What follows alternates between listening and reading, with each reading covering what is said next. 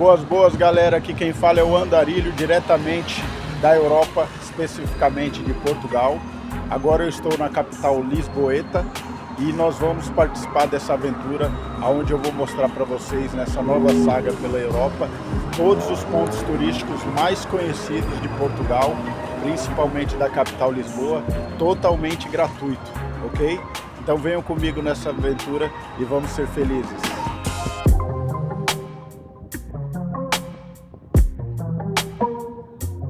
Galerinha, esse é o primeiro monumento que nós vamos conhecer hoje, é o Mosteiro de São Jerônimo, que está logo atrás de mim, para a gente começar essa saga dos 10 pontos turísticos mais famosos de Lisboa, totalmente gratuito. O Mosteiro dos Jerônimos, situado em Belém, é um dos principais pontos turísticos de Portugal e um símbolo do patrimônio cultural do país.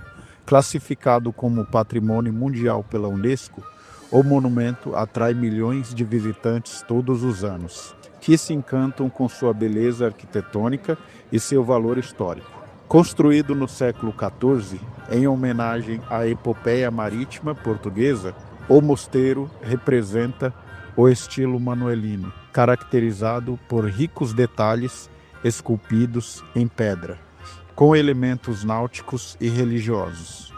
Esse estilo único impressiona turistas de todo o mundo, que encontram ali uma das mais expressivas obras da arquitetura portuguesa. Além de sua grandiosidade, o Mosteiro dos Jerônimos abriga importantes figuras da história nacional, como Vasco da Gama e Luís de Camões, cujos túmulos se encontram em seu interior. Isso transforma a visita ao local em uma verdadeira viagem pela história de Portugal, despertando o interesse de turistas que buscam não apenas lazer, mas também conhecimento. O mosteiro também está inserido em uma região de grande relevância turística, próximo ao Padrão dos Descobrimentos e à Torre de Belém. Ele compõe um roteiro que celebra a Era dos Descobrimentos.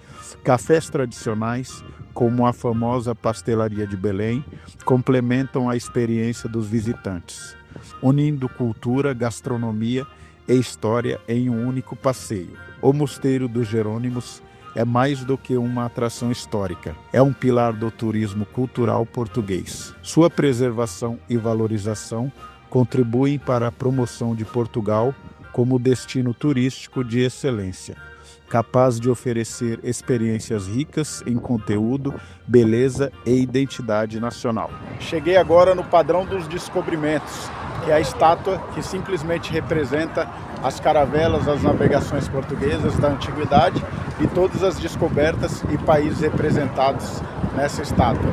Agora nós vamos entrar num túnel que dá a ligação lá para o outro lado, que fica ao pé do Rio Tejo. Localizado às margens do Rio Tejo, em Lisboa, o Padrão dos Descobrimentos é um dos monumentos mais emblemáticos da história de Portugal. Construído originalmente em 1940 para a Exposição do Mundo Português e reconstruído em pedra em 1960, o monumento celebra a Era dos Descobrimentos, período em que navegantes portugueses desbravaram oceanos e estabeleceram rotas marítimas entre continentes. A estrutura do monumento representa uma caravela estilizada, com figuras históricas esculpidas em sua proa. À frente está o infante Dom Henrique, conhecido como o grande impulsionador das navegações portuguesas.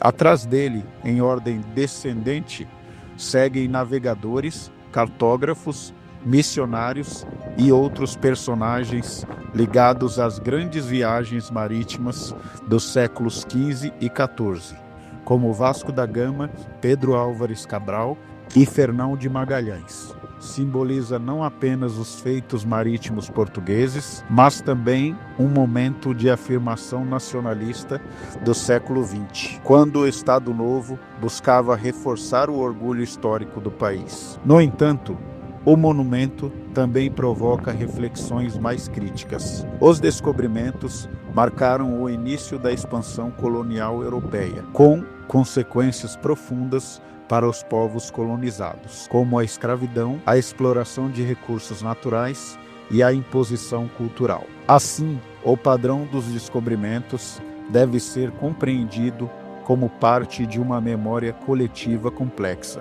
Por um lado, representa a coragem e o espírito aventureiro dos navegadores. Por outro, relembra um passado de dominação e desigualdade. Cabe à sociedade contemporânea valorizar o patrimônio histórico, mas também analisar de forma crítica os eventos que ele representa.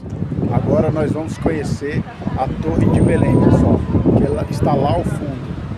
Vamos chegar mais perto e eu vou filmar para vocês um pouco dessa maravilha, para vocês saberem que é possível turistar e conhecer todos os pontos turísticos de qualquer país gratuitamente, não precisa gastar dinheiro. Localizada às margens do Rio Tejo, em Lisboa, a Torre de Belém é um dos monumentos mais emblemáticos de Portugal. Construída no século XIV, durante o reinado de Dom Manuel I, ela representa um marco da arquitetura manuelina e um símbolo da Era dos Descobrimentos, período em que Portugal se destacou pelas grandes navegações e pela expansão marítima. Originalmente projetada como fortaleza defensiva para proteger a entrada do Porto de Lisboa, a torre desempenhou um papel estratégico no sistema de defesa da cidade. Seu estilo arquitetônico reflete a riqueza e o poder adquiridos com as rotas comerciais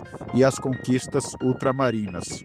Elementos decorativos como esferas armilares, cruzes da Ordem de Cristo e cordas esculpidas em pedra mostram o orgulho do país por suas conquistas no mar.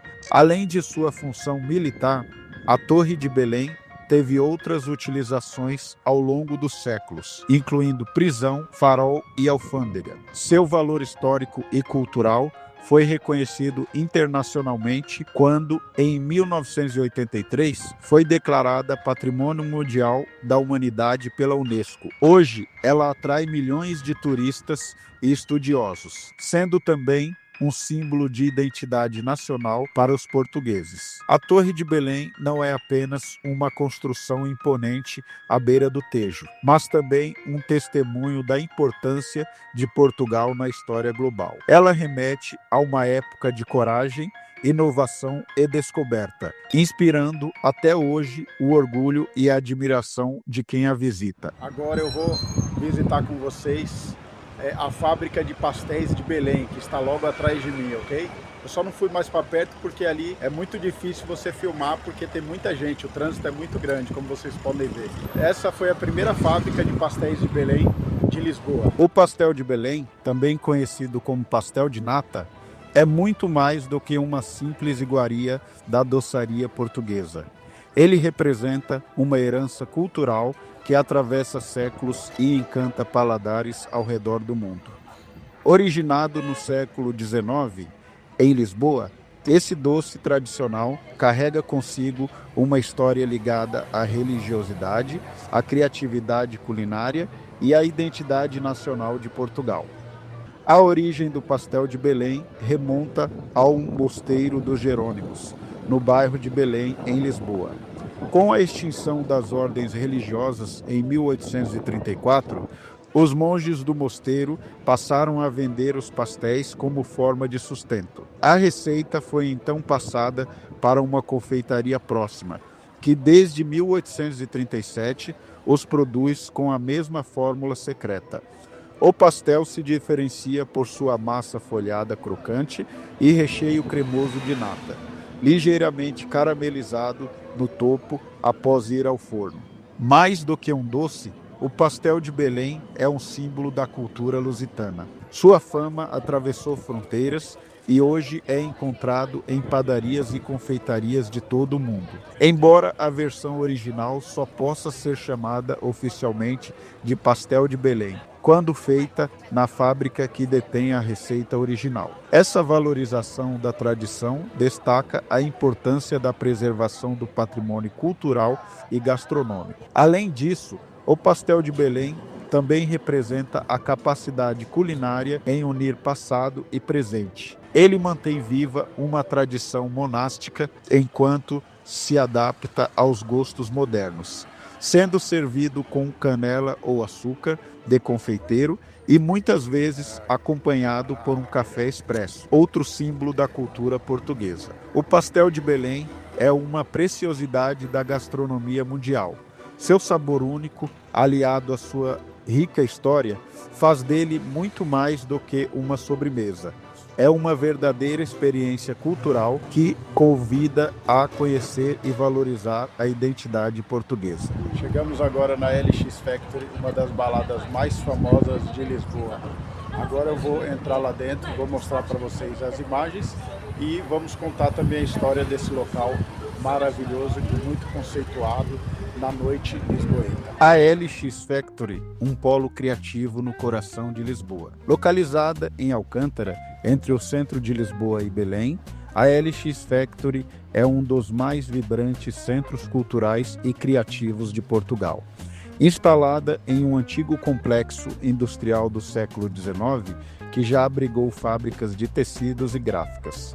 A LX Factory passou por um processo de requalificação urbana que a transformou em um espaço multinacional, reunindo arte, gastronomia, empreendedorismo e inovação. O renascimento da LX Factory é um exemplo bem-sucedido de como a reconversão de áreas industriais pode promover o desenvolvimento urbano sustentável, sem perder o charme industrial original. O espaço abriga atualmente escritórios de startups, ateliês de artistas, livrarias independentes, bares, restaurantes e lojas de design. A diversidade de usos e a constante programação cultural tornam o local um ponto de encontro para lisboetas e turistas em busca de experiências autênticas. Além de ser um polo de criatividade, a LX Factory também desempenha um papel relevante na valorização da economia local, oferecendo visibilidade a pequenos empreendedores e artistas. Eventos como feiras, exposições e concertos estimulam a circulação de pessoas e ideias, contribuindo para o dinamismo cultural da cidade. No entanto, é importante refletir sobre os desafios da gentrificação que podem acompanhar esse tipo de revitalização urbana.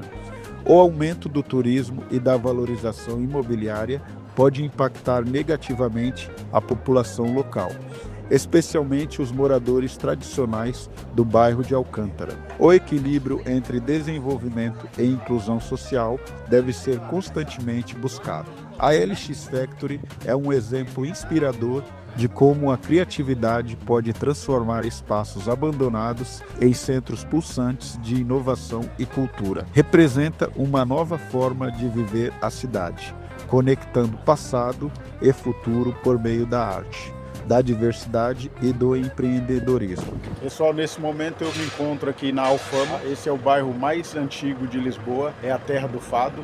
Então quem vive nessa localidade acorda às 10 horas da manhã ouvindo fado e vai dormir às 9 horas da noite ouvindo fado. É das 10 às 9 da noite.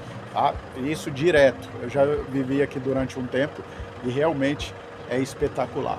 Nesse momento eu vou adentrar a localidade e vou mostrar para vocês os casebres, os monumentos históricos, Museu do Fado e muitas outras curiosidades que tem nessa localidade, além dos casebres antigos. O bairro da Alfama é um dos lugares mais emblemáticos de Lisboa, não apenas por sua antiguidade, mas também pela riqueza cultural que carrega em cada rua estreita, casa antiga e miradouro pitoresco. Situado entre o Castelo de São Jorge e o Rio Tejo, a Alfama é considerado a alma da capital portuguesa. Um verdadeiro museu a céu aberto, onde passado e presente se entrelaçam. De origem árabe, o nome Alfama deriva do termo Al-Hama, que significa fontes ou banhos, fazendo referência às águas termais que existiam na região. Sobreviveu ao grande terremoto de 1755, que devastou grande parte de Lisboa, o que faz com que suas construções e traçado urbano preservem características medievais únicas. Andar por Alfama é fazer uma viagem no tempo, onde cada esquina revela segredos da história portuguesa. Além do seu valor histórico, Alfama é também um reduto de tradições culturais profundas. É ali que o fado, gênero musical típico de Portugal, ganha vida nas vozes melancólicas que ecoam pelas casas de fado. A atmosfera do bairro, com suas varandas floridas, roupas penduradas e vizinhos à janela, contribui para uma experiência sensorial autêntica que cativa turistas e encanta moradores. Contudo, a crescente valorização turística do bairro tem trazido desafios. A especulação imobiliária e o aumento de alojamentos locais vêm alterando o perfil da comunidade, afastando antigos moradores e transformando Alfama num espaço cada vez mais voltado ao turismo. Este fenômeno levanta importantes debates sobre preservação cultural e sustentabilidade urbana. Portanto, Alfama é muito mais do que um bairro antigo. É um símbolo vivo da identidade lisboeta e portuguesa. Preservar sua essência, suas tradições e sua comunidade é essencial para que continue a inspirar aqueles que ali vivem e os que por lá passam. Em Alfama, o passado não é apenas lembrado, ele é vivido. Pessoal, cheguei agora na Praça do Comércio, um dos centros comerciais mais famosos de Lisboa. Hoje está lotado, inclusive está acontecendo uma festa ali, como vocês podem ver, né? Uma festa eclética com vários tipos de estilos musicais, tá? Agora eu vou mostrar para vocês o interior dessa localidade, desse dia ensolarado maravilhoso, para vocês serem felizes e participarem comigo dessa aventura. Localizada às margens do Rio Tejo, em Lisboa, a Praça do Comércio é um dos marcos mais emblemáticos de Portugal, com uma história rica e uma arquitetura imponente. A praça representa não apenas o passado glorioso do país, mas também seu dinamismo cultural e turístico na atualidade. Seu significado vai muito além da beleza visual. É um espaço de memória, identidade e modernidade. A Praça do Comércio foi reconstruída após o devastador terremoto de 1755, que destruiu grande parte da capital portuguesa. Sob o comando do Marquês de Pombal, o projeto urbanístico trouxe uma nova ordem à cidade e transformou a praça no centro do poder político e comercial. O seu formato em U, voltado para o rio, simboliza a abertura de Portugal ao mundo, refletindo o espírito marítimo e aventureiro da era dos descobrimentos. Além de seu valor histórico, a praça é hoje um dos pontos turísticos mais visitados de Lisboa. Abriga instituições governamentais, restaurantes, museus e eventos culturais que a mantêm viva no cotidiano lisboeta. O arco da Rua Augusta, que conecta a praça à Baixa Pombalina, é uma das atrações mais fotografadas da cidade e oferece uma vista panorâmica deslumbrante. A Praça do Comércio é mais do que um cartão postal. É um testemunho da resiliência de um povo, da evolução urbana e da importância do patrimônio cultural. Preservar e valorizar esse espaço é manter viva a essência de Lisboa e de Portugal como um todo. Galera, agora eu estou ao pé do elevador Santa Justa. Eu vou filmar agora para vocês esse local imponente e maravilhoso da capital lisboeta, muito requisitado e visitado por turistas de todo mundo e locais também. O elevador de Santa Justa, localizado no coração de Lisboa, Portugal, é muito mais do que um simples meio de transporte vertical. Trata-se de um símbolo arquitetônico e histórico que representa o engenho humano e o progresso urbano do final do século XIX e início do século XX. Inaugurado em 1902, o elevador conecta a Baixa Pombalina ao Bairro Alto, dois importantes pontos da cidade, oferecendo não apenas funcionalidade, mas também uma vista privilegiada da capital portuguesa. Projetado pelo engenheiro português de origem francesa Raoul Mesnier du Ponsard, que se inspirou nas obras de Gustave Eiffel. O elevador de Santa Justa é um exemplo marcante do estilo neogótico. Sua estrutura metálica, com ricos detalhes ornamentais, reflete uma época de grandes transformações tecnológicas e urbanísticas. Com aproximadamente 45 metros de altura, o elevador inicialmente funcionava a vapor, sendo posteriormente adaptado para a eletricidade. Além de sua função prática de facilitar o acesso entre diferentes níveis da cidade, o elevador tornou-se um ícone turístico. Milhares de visitantes sobem diariamente para admirar o panorama que inclui o Castelo de São Jorge, o Rio Tejo e as colinas lisboetas. A experiência de utilizar o elevador é uma verdadeira viagem no tempo, que transporta os passageiros não só fisicamente, mas também cultural e historicamente.